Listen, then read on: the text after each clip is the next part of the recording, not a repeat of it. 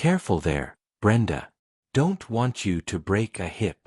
The personal trainer, a young man named Blaze, with muscles bigger than his vocabulary, laughed as I struggled with a 20-pound kettlebell. He saw a 60-year-old widow in yoga pants, a frail grandma, trying to stay active. He thought his job was to patronize me and collect my money. He had no idea that for 30 years, I was a field operative for a highly classified unit of U.S. Army intelligence. And he certainly had no idea that the light cardio he was about to have me do was the warm-up for a workout that was going to completely and utterly destroy his ego. This is the story of a man who judged a book by its cover and a woman who was about to show him a chapter he never knew existed. If you believe that true strength is silent, subscribe now and hit the notification bell, because you are about to witness the most satisfying training session in history. Part 1. The Air in Synergy Fitness. A cavernously hip gym in a trendy part of San Diego, smelled of cucumber-infused water and raw ambition. It was the kind of place where 20-somethings in expensive athletic wear came to sculpt their bodies and post their workouts to social media. At 60, I was an anomaly, a ghost from a different generation. My doctor, after a routine checkup, had suggested I incorporate some light strength training to maintain bone density. My late husband, a quiet history professor, would have found this place hilarious. He had always been the academic. I had always been the one with the more active career. I had been assigned to the gym's top trainer, a young man who called himself Blaze. He had a bleached blonde man bun, a tribal tattoo that snaked up his neck, and a smile that was both dazzling and completely devoid of warmth. Our first session was a masterclass in condescension. He didn't ask me about my fitness history. He just assumed I had none. He put me on a treadmill at a pace that could best be described as leisurely shuffle, and then spent 15 minutes lecturing me on the dangers of overexertion for women of a certain age. Today was our second session, and he had decided I was ready for weights. He handed me a tiny, 5-pound dumbbell. "Okay, Brenda, let's try some bicep curls," he said, his voice slow and loud, as if I were both simple-minded and hard of hearing. "Just 10 of these, nice and easy." I did the 10 reps with a form so perfect it was second nature, the tiny weight feeling absurdly light in my hand. He then led me to the kettlebells. He picked up a 20-pounder. "Now, this is probably too much for you, but I just want you to get a feel for the form of a deadlift," he said. As I reached for it, I deliberately stumbled, feigning a loss of balance and an inability to get a firm grip. "Whoa there," he said, rushing to save me. "Careful there, Brenda. Don't want you to break a hip." He laughed, a loud, obnoxious sound that drew the attention of a few other gym-goers, who smirked in our direction. The insult was not just in his words, but in his complete and utter dismissal of my physical reality. He saw a frail, gray-haired woman, a liability to be managed. He had no concept of the body I inhabited, a body that had been forged in the crucible of some of the most rigorous and secretive training programs in the world. I just smiled, a sweet, grandmotherly smile. "You're right, dear," I said, my voice a little shaky. "That was silly of me. Perhaps we could just stick to the stretching." He saw my retreat as a confirmation of his assessment. He had no idea it was the calm before a storm of epic, ego-crushing proportions. Will this heartless condescension lead to a shocking karmic reckoning? This story of a hidden past is just getting started. If you're hooked by this story of karma, subscribe now so you don't miss the next chapter. Part 2. My official public story was that I had been a cultural attaché for the State Department. It was a vague, boring title that explained my years of living abroad in interesting, and often unstable, parts of the world. It was a lie. The truth was a classified secret, known only to a handful of people in Washington, D.C. For 30 years, from my recruitment out of a linguistics program at Georgetown until my retirement 5 years ago, I had been an operative for a small, elite intelligence unit that was a joint venture between the CIA and the Army. My specialty was deep cover operations and human intelligence. I was not a trigger puller. I was a ghost, a woman who could blend into any culture, speak 5 languages fluently, and build a network of sources in the most dangerous places on Earth. But to be a ghost, you have to be a physical weapon. My training was not in a gym, it was at places like the farm and Fort Bragg. It was relentless, brutal, and designed to push the human body to its absolute limits.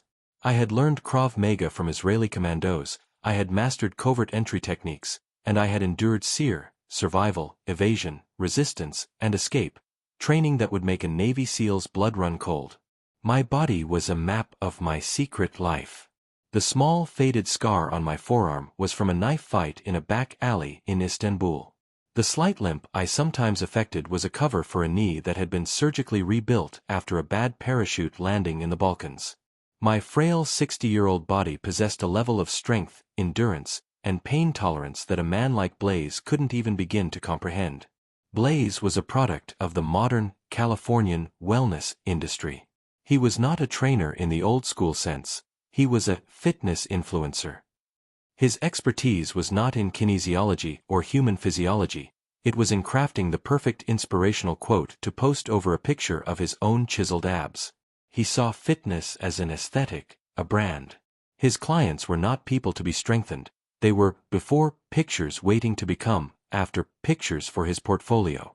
My antagonist was not just an arrogant kid, he was the living embodiment of a superficial, image-obsessed culture that was completely at odds with the world of silent, unseen, and truly deadly competence that I came from.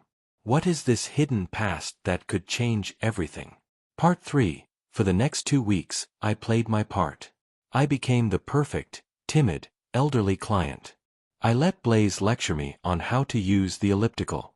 I feigned difficulty with the resistance bands.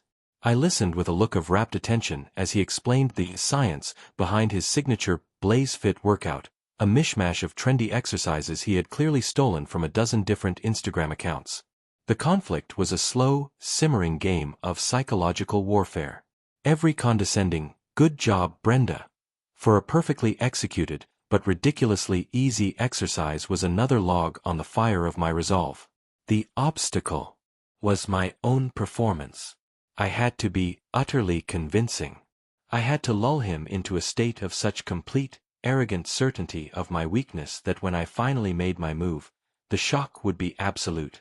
I began to subtly plant the seeds of my plan. "Oh my," I said one day, watching a young CrossFit athlete perform a series of complex Olympic lifts.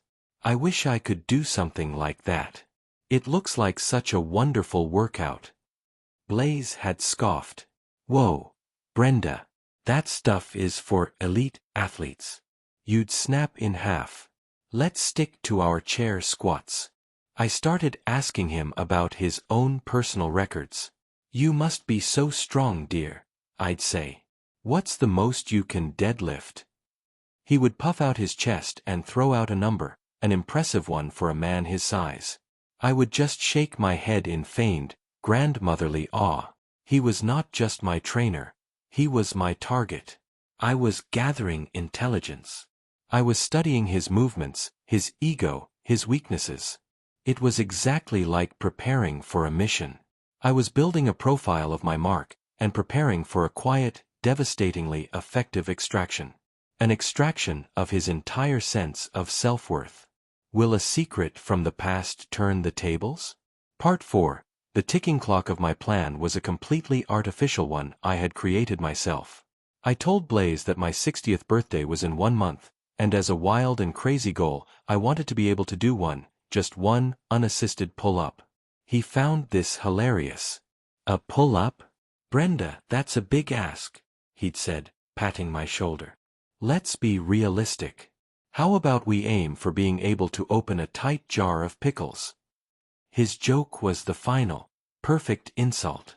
A pull-up is a benchmark of functional, real-world strength. He had dismissed it as a fantasy. A small, crucial subplot emerged in the form of the gym's owner, a man named Mike. Mike was in his late 40s, a former Marine with a quiet, no-nonsense demeanor. He was often at the front desk in the early mornings when I came in. Unlike the younger trainers, he looked at me with a certain professional respect. He saw an older woman who showed up on time, worked hard, and didn't complain. One morning, he saw me on the treadmill, walking at the glacial pace Blaze had set for me. "He's got you on the scenic route, huh?" Mike had said with a small, knowing smile. "Don't let these kids fool you, Brenda. You've got a solid frame. You could probably lift more than he thinks." His words were a small, important validation. He was a professional who saw past the gray hair. The complexity of my plan now included a potential witness, a man whose professional opinion would matter when the dust settled. But will the next event shock everyone? Part 5, the day of my birthday pull-up attempt, arrived. I came into the gym in my usual yoga pants and a simple t-shirt. Blaze was in a particularly smug mood, wearing a tight tank top that said, "Beast Mode." He had clearly told some of his other clients and trainer friends about my silly goal, and there was a small, smirking audience gathering near the pull-up bars. He was staging a public, gentle humiliation for his favorite grandma client. "Okay, Brenda, this is the big day," he said, his voice booming. "Let's give it the old college try." He led me to the pull-up station. "Now, don't be discouraged when you can't do it. Nobody expects you to." This was the turning point. This was the moment the performance ended. I stood under the bar. I took a deep, steadying breath, a technique I had learned in a stress inoculation course years ago. I reached up and gripped the bar, my hands chalked from a small bag I had brought with me. My grip was not the tentative grasp of an old woman. It was the firm, confident grip of a professional. I looked at Blaze. I gave him a small, sweet smile. And then I pulled. It was not a struggle. It was a smooth, silent, and perfectly controlled movement. My chin cleared the bar by a good 6 inches. I held myself there for a moment, my eyes locked on his, and then I slowly, with the same perfect control, lowered myself back down. Then I did another. And another. And another. I stopped at 10. A set of 10 perfect, dead-hang, military-grade pull-ups. The gym, which had been a low hum of activity, went completely, utterly silent. The smirks on the faces of the other trainers had been wiped away, replaced by looks of pure, slack-jawed disbelief.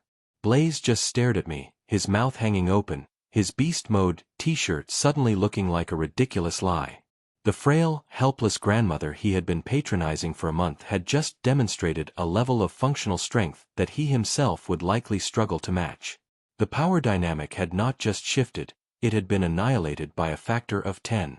How will this shocking secret change their lives forever? This incredible twist has you hooked? Subscribe now for more stories of delicious karma.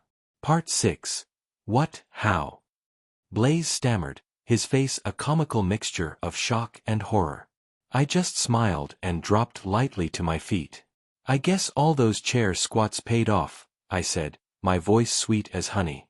I then walked over to the deadlift platform, where a barbell was loaded with 135 pounds, a standard warm-up weight for a serious lifter.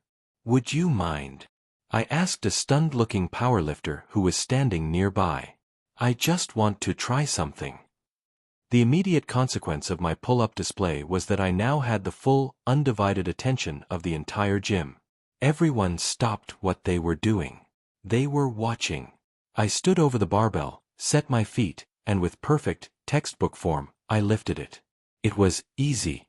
I did a set of 5. Then I looked at Blaze. "Could you add some weight for me, dear?" I asked. My hands are a little tired from all those pull-ups. The repercussion for Blaze was a slow, agonizing, public dismantling of his entire professional identity. For the next 20 minutes, I systematically worked my way up in weight on the deadlift, with him, my trainer, acting as my silent, humiliated assistant. 185 pounds. 225 pounds. 275 pounds. The weights clanked in the silent gym. Finally, I hit 315 pounds, a weight that was well over twice my own body weight, a number that would be deeply respectable for a man of Blaze's size and age. I lifted it. It was heavy, but the lift was clean. I set it down, not with a crash, but with a quiet, controlled power. Then I turned to Blaze, whose face was the color of ash. "I think that's enough for a warm-up, don't you?" I said. "Now, what's next on our program?" "A nice, gentle stretch." Will they overcome this new challenge? Part 7. My vengeance was complete. But the story was not over. The challenge was what to do with my newfound and very public status as the gym's resident secret weapon. My growth in this chapter was in my decision to embrace it, to use my skills not for a secret war, but for a positive purpose. The day after my workout, Mike, the owner, came to me, his face a mixture of awe and profound apology. "I am so sorry, Brenda," he said, "for what that kid put you through. I should have known better." He explained that he had fired Blaze that morning. "He wasn't a real trainer," Mike said with a grimace. "He was a brand. I'm trying to build a real gym here." Then he made me an offer. "I don't suppose," he began, "you'd be interested in a job? I want to start a new program, a functional strength for seniors class. But I need someone who knows what they're doing. Someone who can inspire people. Someone real." My transformation was in my acceptance. For years, my physical abilities had been a closely guarded secret, a tool for a dangerous and lonely profession. Now, I had the chance to use them to help people, to empower other men and women my age who had been told they were frail, that their time for being strong was over. I was not just a retired spy anymore. I was about to become a coach. But what awaits them in the next confrontation? Part 8. The Silver Spartans program, as I cheekily decided to call it, was an instant, massive success. The class filled up within a day, a testament to the huge, underserved community of older adults who were tired of being treated like fragile porcelain dolls. I designed a curriculum based on the principles of my own training, a focus on functional movement, on building real-world strength, on discipline and consistency. The climax of this new chapter was not a confrontation, but a competition. A few months after I started the program, a local news station decided to do a human interest story on the badass grandma and her army of senior lifters. They decided it would make for great television to stage a friendly fitness challenge between my Silver Spartans and the gym's team of young, hotshot trainers, the very group that had once smirked at me. My preparation was meticulous. I trained my team of 60 and 70-year-olds not for aesthetics, but for performance. We focused on endurance, on form, on a quiet, disciplined strength.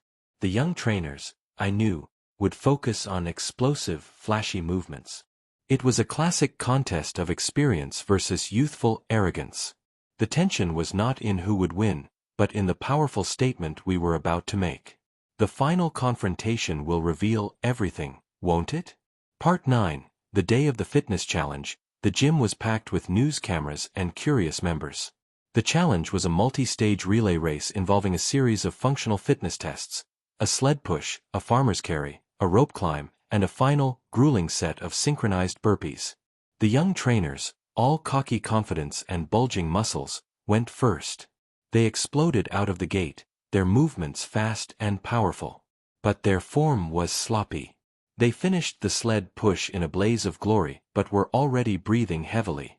On the farmer's carry, their grip strength, something rarely trained in their aesthetic-focused workouts, began to fail.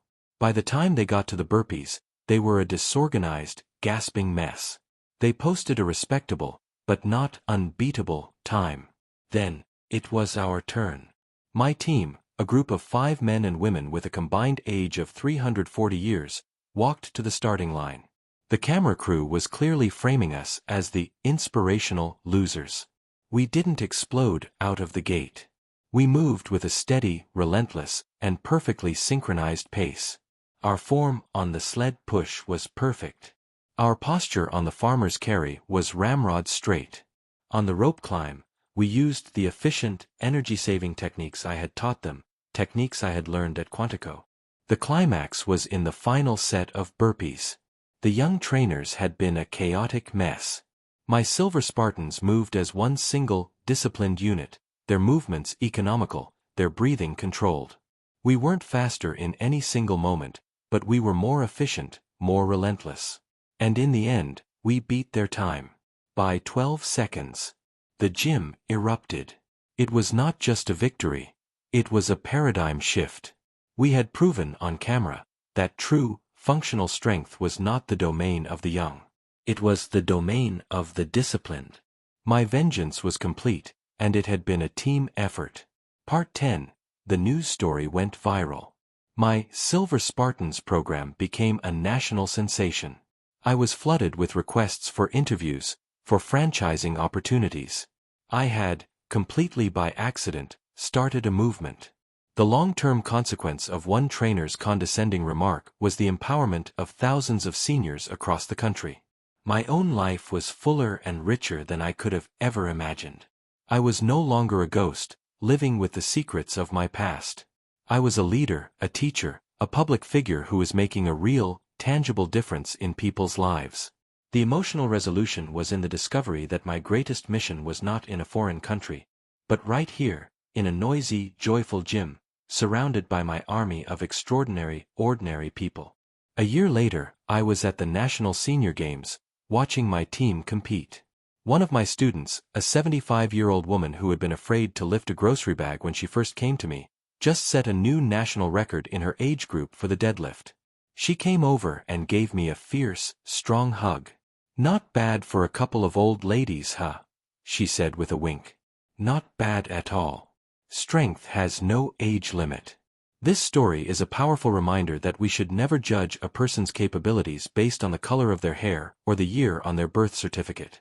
The human body is capable of extraordinary things at every stage of life.